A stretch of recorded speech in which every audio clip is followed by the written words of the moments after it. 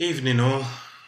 So, time to reflect on Saturday's events in Manchester. The two events that I ended up standing in at one point or another during the afternoon. Well, I kind of ended up in the Stand Up to Racism rally, if you want to call it that.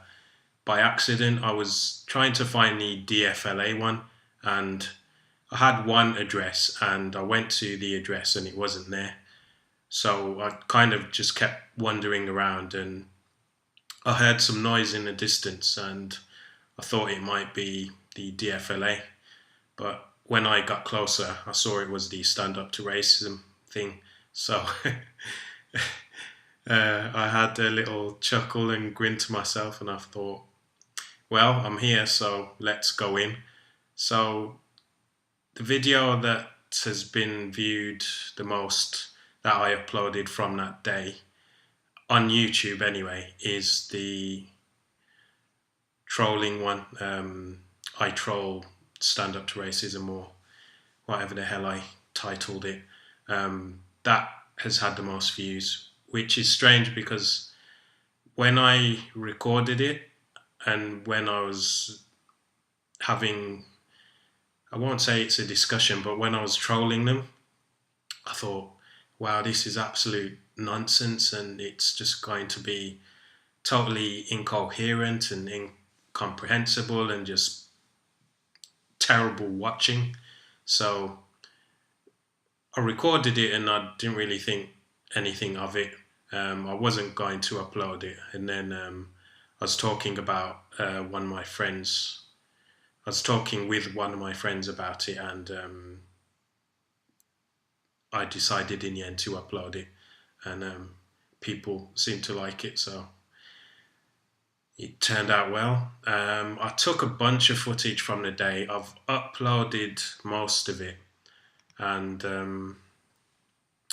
on Facebook, the physical assault.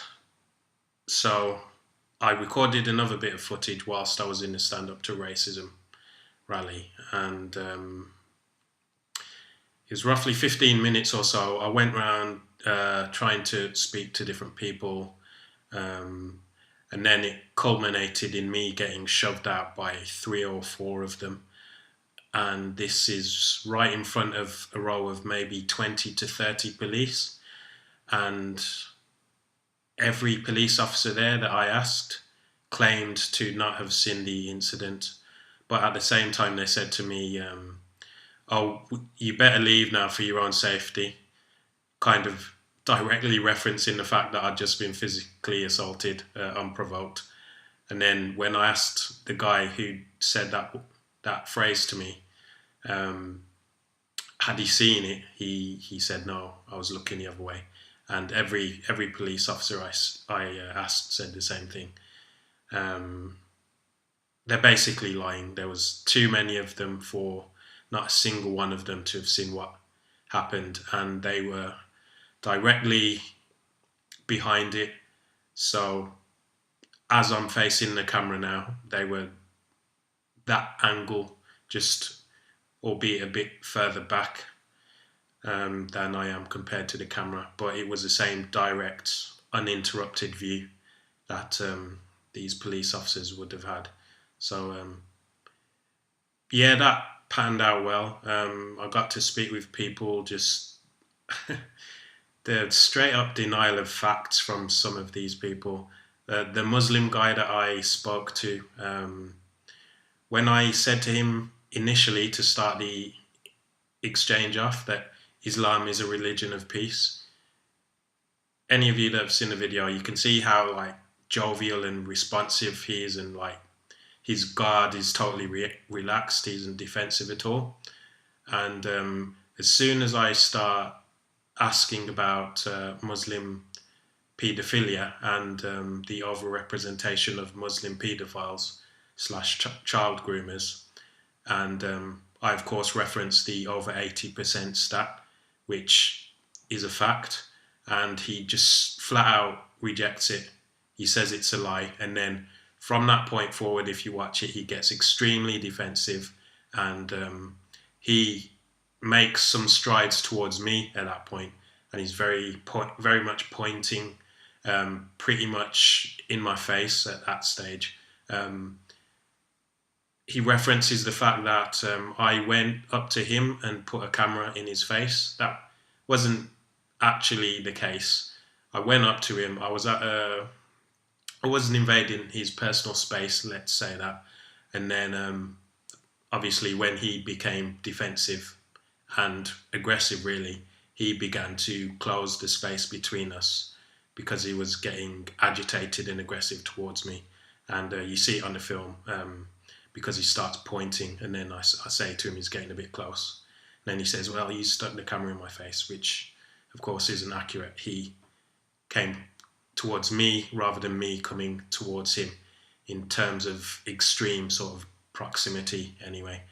Um, so yeah, I spoke with that guy. That didn't really go very well. He was just uh, very defensive, very reluctant to be on film. He kept repeating himself, insisting I can't film because of this new data protection guidance, which doesn't actually apply, as far as I understand it, to public filming or filming in a public place at all.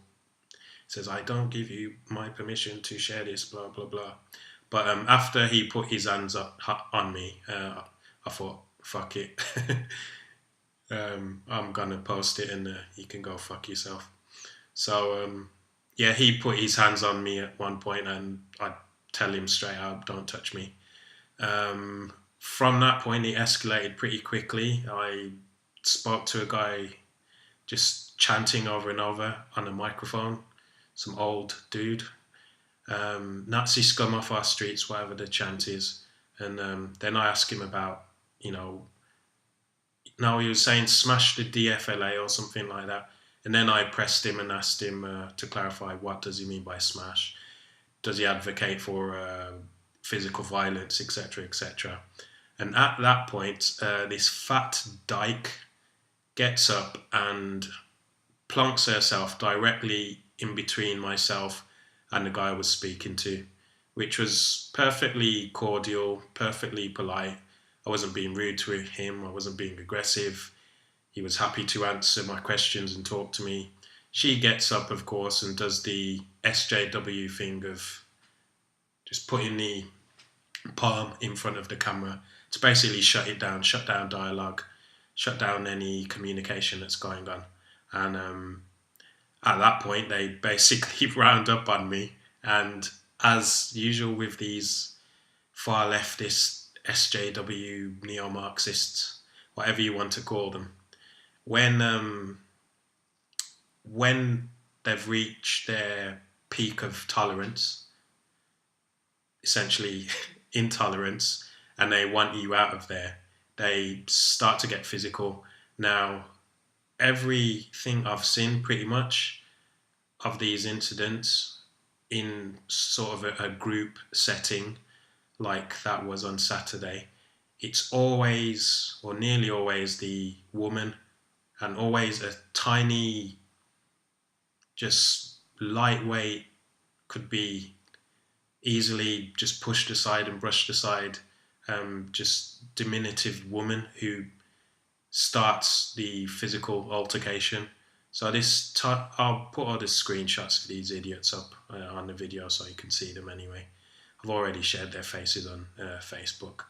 But she puts her hands on me. I tell her not to touch me, of course. She completely ignores that and just proceeds to push me two-handed, basically out of the square and past the police that are flanking it, which is why the police are lying, of course, because it unfolded right in front of them. I was literally pushed up to them by the Stand Up to Racism crowd. And yeah, it's usually always women that initiate this violence seems a strong word, but let's say the physicality. It's always women that seem to initiate it. And I don't know if it's bravery within a crowd or just tribalism, or I'm not quite sure what it is, but somewhere consciously or subconsciously, they feel, oh, I'm a woman, you can't touch me. And that kind of gives them their attitude that I'm going to do what I want and there'll be no consequences. Um, Obviously, in the video, I don't retaliate. I was holding my camera with one hand, well, my phone camera with one hand like that, so it's kind of hard to push 3 or 4 people off you with one hand whilst you're being pushed backwards and holding a phone in your other hand. So I basically let them push me out of it. And on Facebook, people have started sharing the hell out of it, and yeah, it's got the best part of 20,000 views now, which is great. I wanted to basically expose these people for what they are, which I'd say they're far left,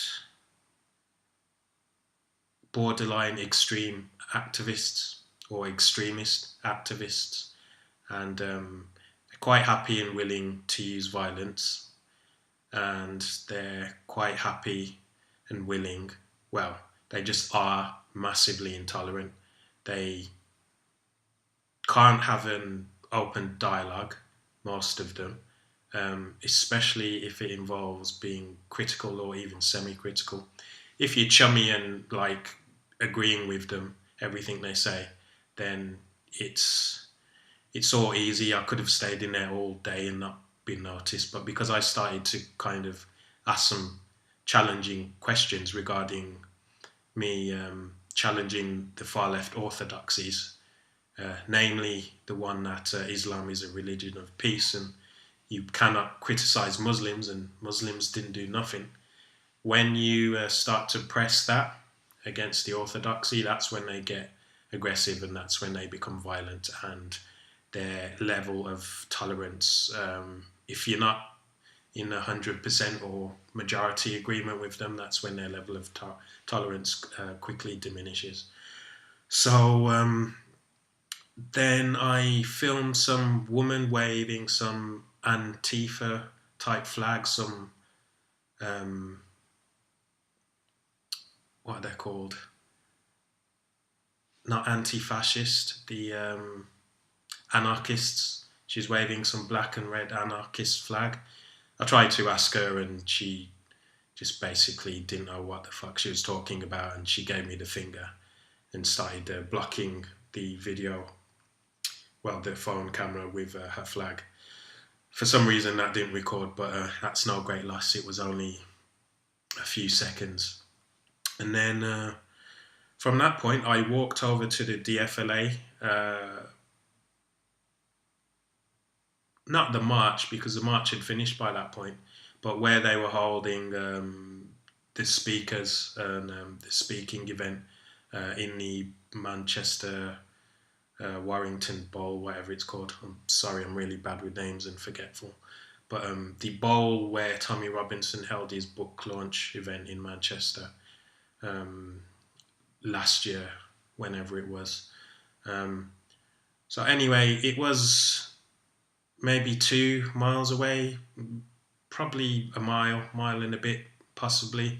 So as I'm walking from the Stand Up to Racism thing, where I've essentially been kicked out and told to leave by the police, otherwise risk being arrested on breach of the peace. Now, he didn't outright state that, the police officer, but when they put their arm around you and insist it's better that, excuse me, better that you leave for your own safety, if you violate that, then they quite routinely will do you on breach of the peace. They don't deem the attackers as breaching the peace. They deem the person that they're attacking as being the person that's breaching the peace, which is kind of perverse and backwards, but there you go, police stupidity exposed, which was a bonus to get from the footage. Anyway, I digress. So I walked to the DFLA speakers event, and some young, attractive girl. I'm pretty sure she followed me. To be honest, I'm not sure how far she followed me for, but she came up to me maybe half at the halfway point between the two locations, and she just starts speaking to me and asking me, "Oh, you were at the other thing, weren't you? The stand up to racism thing?" And then she alludes to witnessing the fracas between myself and the people that pushed me out. And then she interviews me. It wasn't filmed interview; it was just with a microphone on the end of an iPhone. Now, I'm willing to bet money she's a leftist or at least sympathetic to stand up to racism and the far left orthodoxies. Um, she just looked of that worldview and persuasion, partly because of her age and don't know, just she gave off that vibe anyway. But I'm happy to speak to anyone, so I spoke to her. I didn't. A lot of people, when you try and speak to them on film, um, they will ask you like who you with and stuff like this. I don't really give a shit. I'll speak to whoever. And she interviewed me. I should have asked her actually where I can listen to it or where she's going to share it or post it, but I didn't. So I told her about what happened anyway, gave my account of it, and it'll be interesting if I ever come across that audio that she recorded. But anyway, she didn't.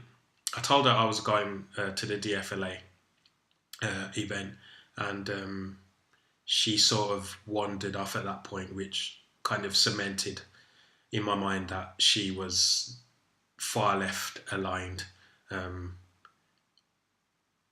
I mean, people would need to ask her, but I'm not really sure why she felt the need to follow me in order to interview me about what happened there. Um, who knows? Anyone's guess. So, yeah, from there, I attended the DFLA event. Some good speaker. Shazia Hobbs was really good as usual. Um, I don't know the lady's name, but one of the Manchester bombing victims, one of the survivors, a blonde lady, I believe she was. She gave a really powerful speech and just reflection and her account of some of what happened when the Muslim decided to blow up infidels and kuffar because Islam. Um, and just the whole tone, really, of the event was more in remembrance and commemoration. And they had one of the bombing victims speak, and they just referenced a lot of injustices, really, either instances of child rape and child grooming by Muslims and the collusion with the state and the police to cover it up in Telford and other places. We had speakers relating to that. Obviously, Shazia, as I've said, the bombing survivor, as I've said, and a lot of other people. But it was the tone of it was to kind of highlight issues and remember and pay respect to past victims, particularly the Manchester one, because it's obviously, or it was obviously, the anniversary um, the past couple of weeks. So that was very pertinent and current.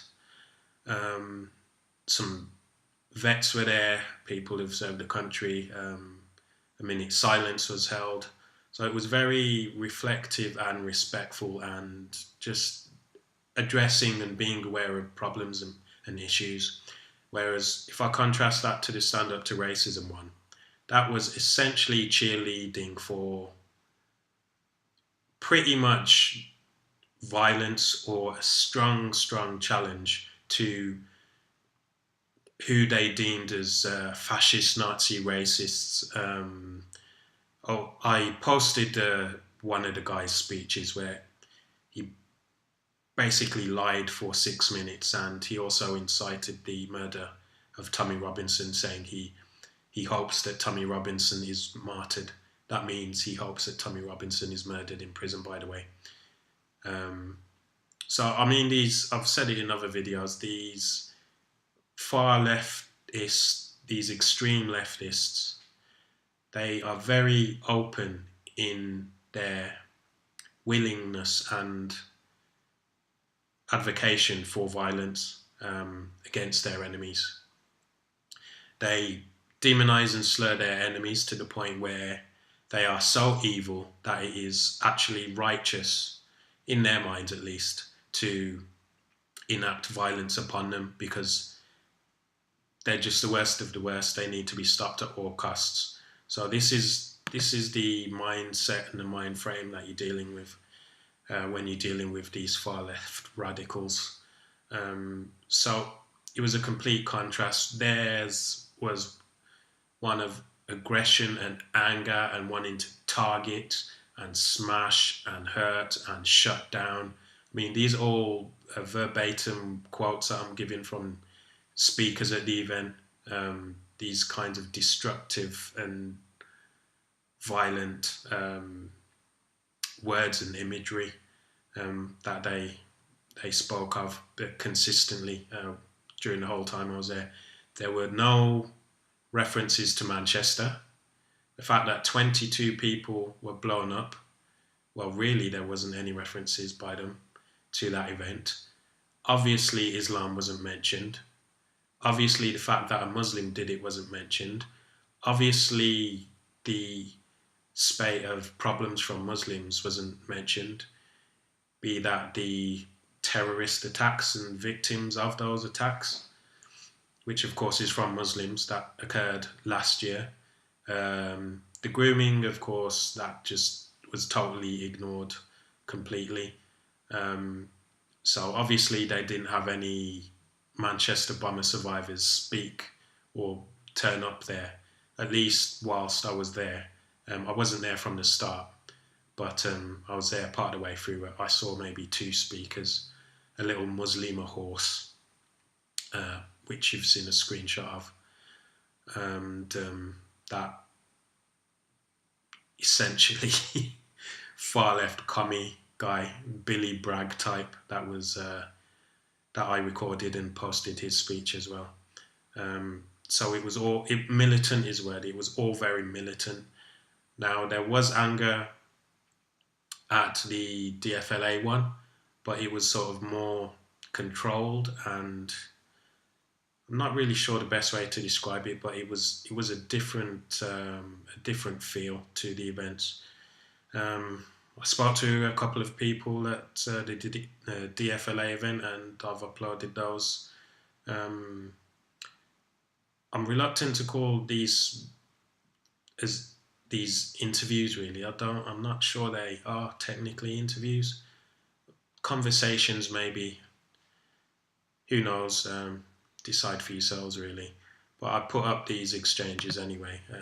One with Based Amy, who has received the Tommy Robinson treatment from this state for saying to someone, "Have a gay day," and embarrassing the police over their 2-tier policing and double standards with regards to allowing Muslims to pray in Hyde Park, which is actually not allowed. No one's allowed to pray there or display acts of religious worship, particularly en masse. And Amy's in a video just pointing this fact out to the police. And the police says, "Yeah, I know that, but we let him do it anyway." Which, again, just another nail in the coffin of the police. And the anger towards the police is mounting, and somewhat justifiably, because the police, of course, they are complicit in all of this madness that's going on. They are pandering and kowtowing to Islam and Muslims. It's 2-tier policing. They are colluding, covering things up. They are breaching British due process, British law, common law, British values, British traditions, in order to persecute those who speak against far left orthodoxies, namely uh, highlighting criminal conduct of Muslims and highlighting issues with Islam and with Muslims in this country. That's deemed as a verboten subject. So if you're too vocal, if you're too high profile, they will shut you down and they will come for you. As best demonstrated, of course, by Tommy Robinson, who has been persecuted by the state for nigh on 10 years now. And I've said this before, but it's worth saying again because it's really telling and interesting. All the high profile people that are affiliated with anti Islam or anti Islamization or perhaps being right leaning, all the high profile people that have been banned from this country that you've heard of, Robert Spencer, Pamela Geller, Lauren Southern, Brittany Pettibone, Martin Sellner, Lutz Bachmann as well.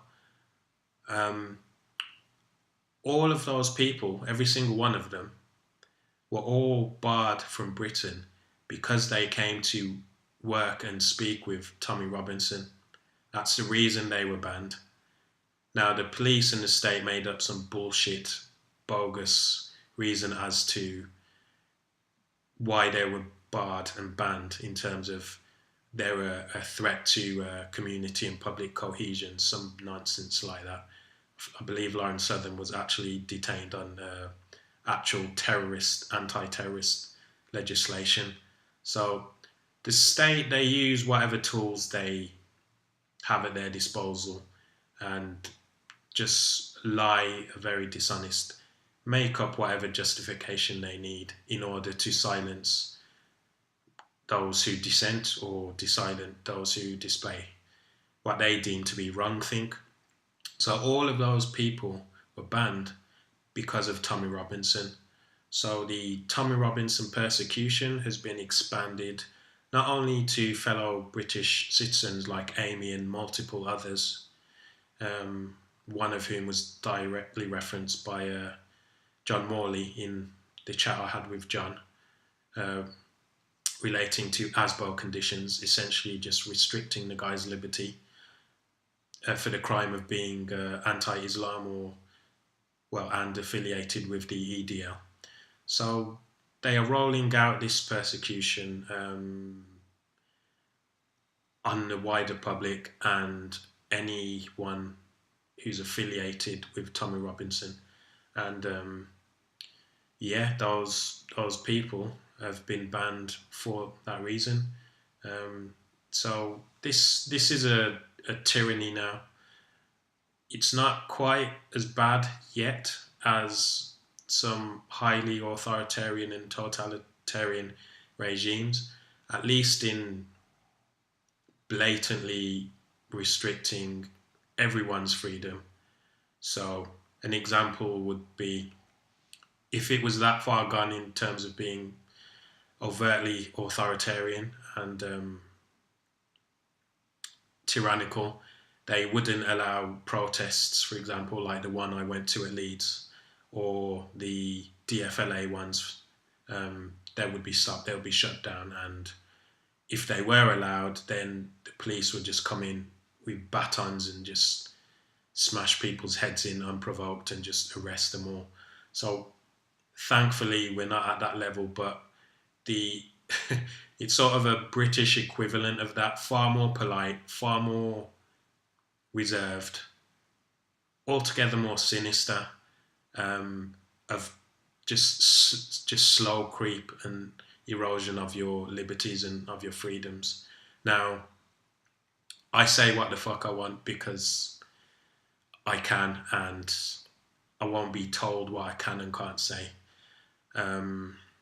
If at some point they come for me or I am threatened with being taken to court or prosecuted on these erroneous and moronic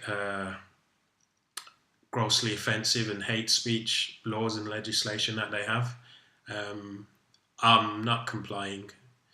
I mean, I won't resist arrest or anything like that, but say I'm taken to court and I'm found guilty and I'm ordered to pay a fine, say, like Count Dankula was, I refuse to pay the fine. If at that point they threaten me with jail, I'll say, fine, I'll go to jail. I'm not paying a fine. If I do go to jail, I'll go on hunger strike. Um, so it goes. Essentially, I'm not caving in at any point. And if need be, I'm willing to die to defend my principles and the wider principles of liberalism that I'm an advocate for. So, and to finish off, these things always go on way longer than I intend. I've been banned from Facebook for 30 days now for referring to the fat dyke as a fat dyke. So Facebook have suspended me for 30 days. So I can see everything on there, I can read everything, all the feeds, all the threads. But people sending me DMs and speaking to me in comments and responses to threads and whatnot. I'm really sorry, but I can't actually respond to any of you. When you're suspended on Facebook, it doesn't allow you to post anything. You can't write anything anywhere that's like a public thing you want to share, something you want to write. If you see something and you want to write a comment underneath it, you can't do that. You can't DM anyone, even if you follow each other and have had an exchange of DMs prior to that. I can't DM anyone. So all these people that are suddenly DMing me on Facebook now because the video has had roughly 20,000 views as it stands currently. People are DMing me and saying various things, largely complimentary, but I'm really sorry I can't respond to any of you. So if any of you have found my channel and are watching this, best way to speak to me until this time next month, really, on Facebook at least. The best way to speak to me is in the comment section. If you leave a comment there or whatever, I'll obviously see it and respond to it there. So yeah, Saturday was fun. I